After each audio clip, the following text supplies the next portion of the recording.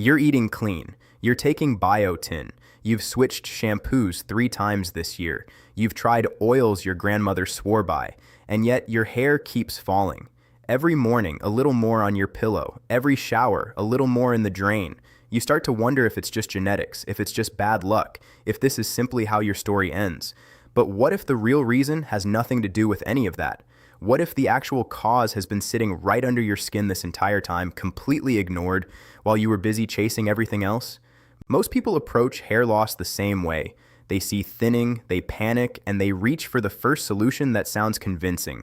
Biotin gummies, expensive serums, a new shampoo with a fancy name, maybe even a supplement stack recommended by someone online who swears it saved their hairline. And to be fair, these things aren't useless. Vitamins matter, scalp hygiene matters, but none of them address the one factor that quietly determines whether your hair follicles live or die: blood circulation to the scalp. This is the missing piece almost nobody talks about, and once you understand it, hair loss stops feeling like a mystery and starts feeling like a fixable problem. Let's start with what your hair follicle actually is. It's not decoration. It's not just a hole in your skin that hair grows out of. It's living tissue, made of cells that are constantly dividing, constantly working, constantly demanding resources to keep functioning. Like every other living tissue in your body, from your muscles to your organs, it needs oxygen, it needs nutrients, it needs a support system to keep it alive and productive. That support system is blood. Underneath your scalp lies a dense network of tiny blood vessels. These vessels deliver oxygen-rich blood directly to the base of each hair follicle, where the real work of hair growth happens. This is where cells multiply rapidly to build the hair shaft, where nutrients are converted into keratin, where the entire structure of a healthy strand comes together. Without a strong, steady supply of blood, this process starts to break down. When circulation slows, the follicle doesn't get shut off instantly. It's a slow fade, not a sudden stop, and that's part of why this cause goes unnoticed for so long. First, the follicle receives less oxygen than it needs. Then it starts producing thinner, weaker strands instead of thick, healthy ones. Over time, if the reduced blood flow continues, the follicle shrinks. This shrinking process has a name: follicular miniaturization.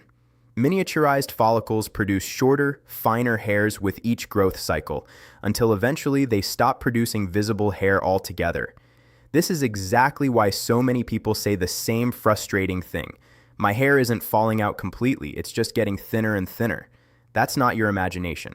That's miniaturization in progress, and impaired circulation is one of the biggest hidden drivers behind it.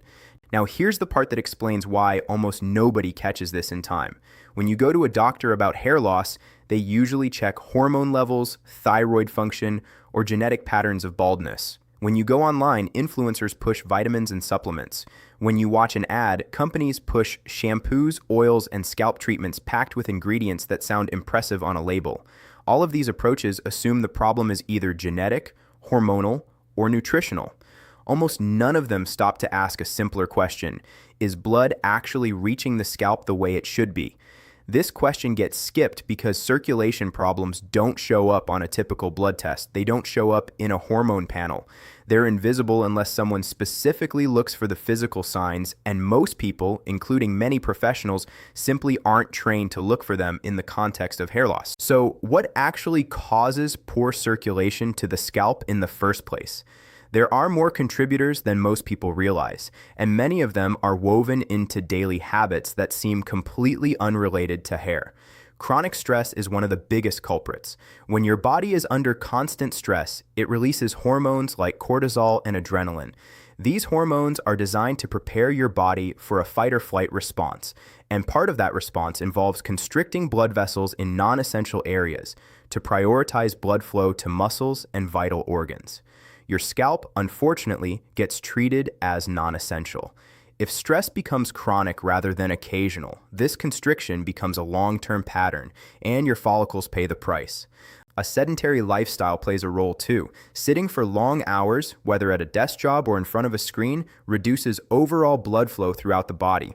Circulation isn't isolated to one area, it's a full body system, and when the whole system slows down, the scalp is often one of the first places to feel the effects because it's already dealing with tiny, delicate vessels that are easily affected by reduced flow. Smoking is another major factor. Nicotine constricts blood vessels almost immediately after use, and long-term smoking damages the walls of blood vessels over time, making it harder for blood to flow efficiently anywhere in the body, including the scalp. Tight hairstyles and tight headwear worn for extended periods can physically compress the blood vessels under the scalp. This includes tight ponytails, tight braids, and caps or helmets worn for hours every day over months or years. The mechanical pressure alone can be enough to restrict blood flow to specific areas, which is part of why some people notice thinning specifically along their hairline or in areas where pressure is most concentrated. Poor cardiovascular health in general, including high blood pressure or high cholesterol, can also affect how efficiently blood moves through small vessels, like the ones feeding your hair follicles. When the cardiovascular system isn't functioning optimally, the effects often show up first in the smallest, most peripheral blood vessels, and your scalp is full of exactly that kind of vessel. Genetics still play a role in all of this, and it's worth being honest about that. If you're genetically predisposed to conditions like androgenetic alopecia, your follicles may already be more sensitive to hormones like DHT, which shrinks follicles over time. But here's the important connection. DHT sensitivity and poor circulation often work together, not separately. A follicle that's already under hormonal stress needs even more oxygen and nutrients to keep functioning, not less. If circulation is compromised at the same time, the miniaturization process speeds up dramatically.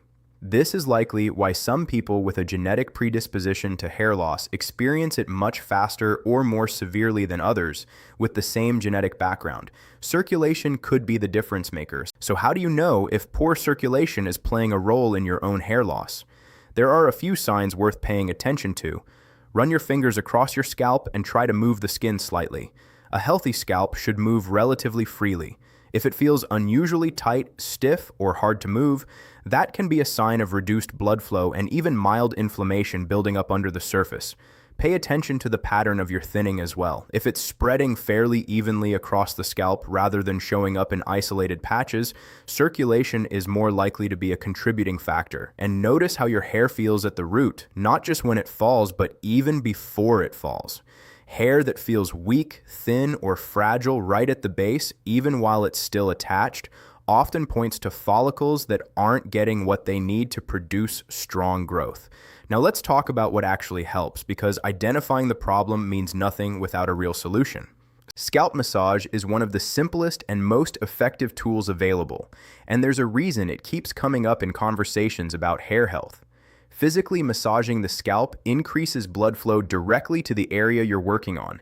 Just a few minutes a day, using your fingertips in small circular motions, can meaningfully improve circulation over time. This isn't a magic overnight fix, but consistency here compounds. Think of it the same way you'd think about exercise for any other part of your body. The benefit comes from doing it regularly, not from doing it once. Regular physical exercise supports circulation throughout your entire body, and that includes your scalp. Cardiovascular activity in particular strengthens your heart and blood vessels, improving how efficiently blood moves to even the smallest capillaries. You don't need to become an athlete for this to matter. Consistent movement, even something as simple as walking daily, makes a measurable difference over weeks and months. Managing chronic stress is not optional if circulation is part of your problem. This doesn't mean eliminating stress completely, because that's unrealistic for almost anyone. It means finding ways to prevent stress from becoming a constant, ongoing state. This could look like regular sleep, breathing exercises, time away from constant screen exposure, or simply building small breaks into your day. The goal is giving your nervous system moments where it isn't stuck in that fight or flight, vessel constricting mode.